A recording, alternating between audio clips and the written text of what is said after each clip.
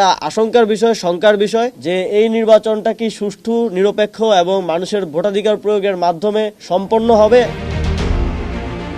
জাতীয় নাগরিক পার্টির মুখপাত্র আসিফ মাহমুদ সজীব ভুঁইয়া অভিযোগ করেছেন, প্রশাসন ও গোয়েন্দা সংস্থার একটি অংশ কার্যত একটি নির্দিষ্ট রাজনৈতিক দলের পার্টি অফিসকে তাদের কেবলা বানিয়ে ফেলেছে। তিনি বলেন, এই প্রবণতা বাংলাদেশের গণতন্ত্র ও সুষ্ঠু নির্বাচনের জন্য ভয়াবহ অশনি সংকেত।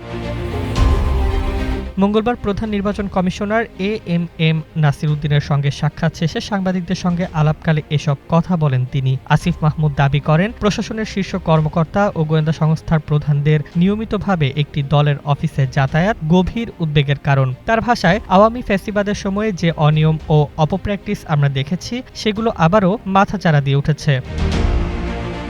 তিনি বলেন, বাংলাদেশে ঐতিহাসিকভাবে প্রশাসনের ক্ষমতাসীনদের প্রতি ঝোঁক দেখা গেলেও ক্ষমতায় আসার আগেই এমন দৃঢ় বন্ধনের আস্থায় শক্তিশালী স্টিলের আরেকটি নাম জেডএসআরএম। পক্ষপাতিত্ব কোনোভাবেই মেনে নেওয়া যায় না। জনগণের রায় প্রকাশের আগেই প্রশাসনের এই আচরণ গণতান্ত্রিক ব্যবস্থাকে প্রশ্নবিদ্ধ করছে বলে মন্তব্য করেন তিনি। নির্বাচনী প্রক্রিয়ার অনিয়মের দিকেও ইঙ্গিত করে এনসিপি মুখপাত্র বলেন, মনোনয়নপত্র যাচাই বাছাইয়ের সময় বিভিন্ন আসনে নির্বাচনী বিধি লঙ্ঘনের একাধিক উদাহরণ পাওয়া গেছে। কুমিল্লা ৪ আসনে বিএনপির এক প্রার্থী শত কোটি টাকার ঋণ খেলাপির তথ্য গোপন করেও প্রার্থিতা বহাল থাকলেও সিলেট ১ আসনে এনসিপির প্রার্থীর মনোনয়ন বাতিল করা হয়েছে, যা স্পষ্ট প্রশাসনিক পক্ষপাতিত্বের প্রমাণ বলে দাবি করেন তিনি।